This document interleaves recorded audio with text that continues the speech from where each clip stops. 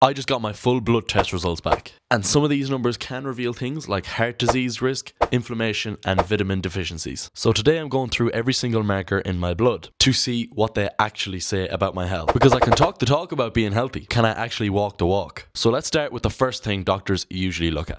Could they be the healthiest bloods in Ireland? We'll have to see. I'm basically going to be going through how to read a blood test properly, break down each section of my blood results, and basically highlight anything at the end that's worth paying attention to. How to read any blood test. Every result has three parts. The value that you get from your bloods, then there's a reference range, which the range it should be in, and then there's also a flag if it's like abnormal or a bit off. If you're inside the range, it's considered normal. If you're outside the range, there may be further looking into it or more evaluation. Being in range does not always mean optimal, and reference ranges are based on population averages, not peak performance. The first marker I got measured was my blood sugar. What you're seeing here is HbA1c. Like, what the hell does that stand for, you're wondering? So HbA1c basically stands for glycated hemoglobin. Hb is the hemoglobin, which is basically a protein in red blood cells that carries oxygen. Then A1c is a specific type of hemoglobin with glucose attached to it. So in simpler terms, HbA1c is hemoglobin with sugar attached to it. Why do doctors measure it? So red blood cells live for about 120 days. When glucose is in your blood, some of it sticks to hemoglobin.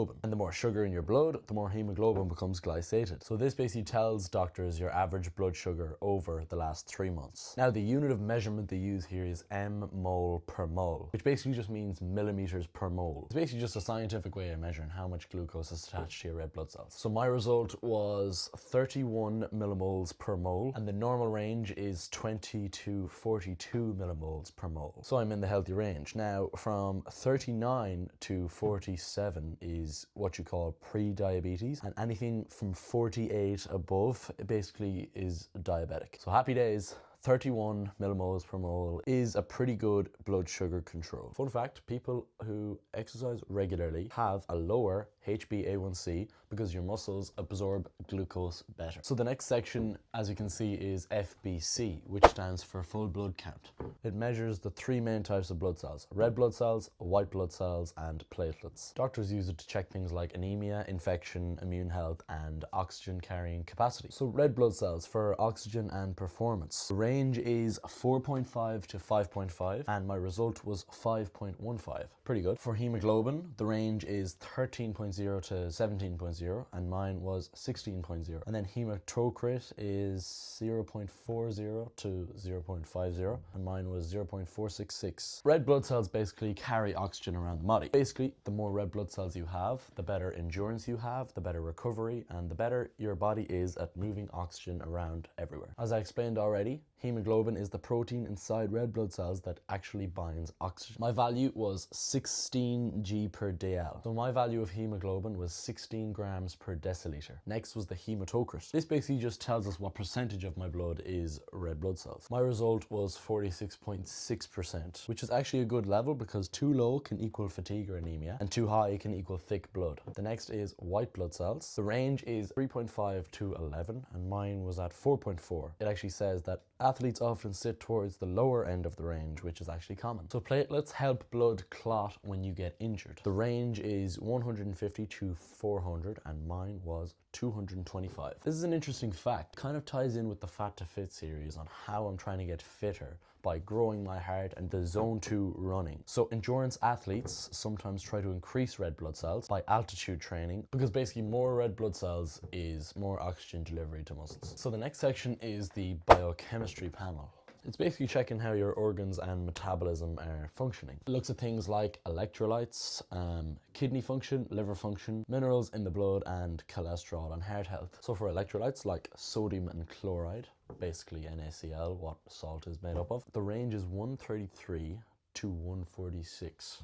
And mine is in 138, so not bad. Also, the range for chloride is 95 to 108, and mine is 99.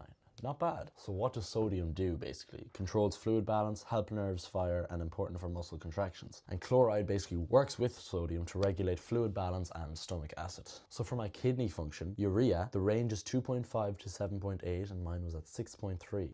Creatinine, which is not the same as creatine, the range is 59 to 104 and mine was 93. So what is creatinine? This comes from muscle metabolism. If kidneys are not functioning well, creatinine rises. My value is 93, which is normal, but also if you lift weights or have more muscle, creatinine can naturally be slightly higher. So obviously I have so much muscle, so it's probably that's probably why it's high. EGFR is the estimated glomerular filtration rate. I can't even say that word. Glomerular.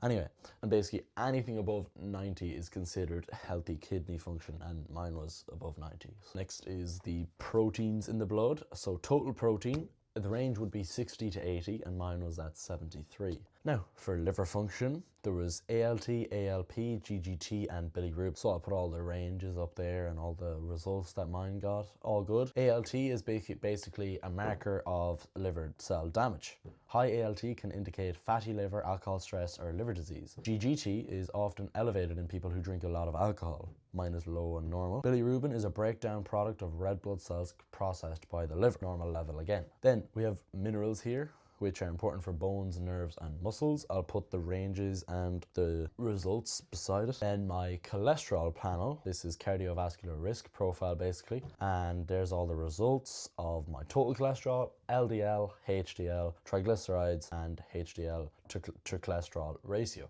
LDL is basically bad cholesterol, HDL is basically your good cholesterol. Another interesting fact, low triglycerides are often associated with regular exercise, good insulin sensitivity, and lower metabolic disease risk. And my triglycerides are really low. The next section, I will be going through iron metabolism, thyroid hormones, vitamins, and testosterone. Iron, a bit of a weird one. So the range is 5.8 to 34.5 and 34.5 is very high and mine was 40.7, so way too high. This measures the amount of circulating iron in your blood. My result is slightly high, a bit high, but this can fluctuate from a few different things, whatever. We also have transferrin, TIBC, transferrin saturation, and ferritin. So transferrin, this is the protein that transports iron around the body. Think of it like a delivery truck for iron, basically. TIBC is the total iron binding capacity. This measures how much iron your blood could carry if all transferrin was full. Now, transferrin saturation, this tells us how full the iron transport system is. My result was 67%. Above 45% can sometimes suggest iron overload. Maybe I'm Iron Man. But it says because my ferritin is normal, it's unlikely to be serious. But I think I am getting a test again in a few weeks' time just to confirm. My thyroid hormones, this controls metabolism, energy and body temperature. I'll put all the results and the ranges up there. TSH stands for thyroid stimulating hormone. It's produced by the brain and tells the thyroid gland to produce hormone. My result was 3.22 and the range is 0.27 to 4.20. T4, so free T4 is the main hormone produced by the thyroid. It gets converted to T3 in the body. My level was healthy enough. Onto the vitamins. Vitamin B12. So the range, oh my god, the range is supposed to be from 197 to 771. Mine was 1030. Folate was normal and vitamin D was surprisingly good considering how much sunlight we get here in Ireland. B12 is important for nerve function, energy production, red blood cell formation. My level was high, which is can usually be caused by supplementation, multivitamins or energy drinks. I don't know, bit of a weird one there. I really don't drink a lot of energy drinks at all. But anyway, testosterone, the big one. This is the hormone people probably care most about. So the range is 8.6 to 29 nanograms per deciliter. And my result was 21.3. So on the medium to upper range of the testosterone scale, which I'm very happy with. Sorry, it's nanomoles per liter. Then there's SHBG, which stands for sex hormone binding globulin. It binds testosterone in the blood. Only free testosterone can actually act on tissues. So overall, the blood test came back pretty healthy, which is really good to know. But it is important to get these sort of things checked because you really don't know what's actually going inside your body. So it's brilliant to get an insight into hormones, vitamins levels, all of these sort of things, blood sugar, because a lot of these markers could tell you a lot about metabolism, hormones, and your overall health and lifestyle. Over the next while, I'm just going to be trying to be as healthy as I can and maybe try and get my testosterone up a bit more just by naturally. I'll have to try and get my iron down a bit as well. I'll have to stop eating my steak, beef mince and spinach every single day. But you know, Tony Stark did die in Avengers Endgame, so they do need a new Iron Man. That is it for this video of testing the bloods. That is experiment 002 out of the way. Comment on what experiment you would like to see next, because this was a really interesting one. But for now, that's all at Lavin's Lab. I'll catch you in the next one.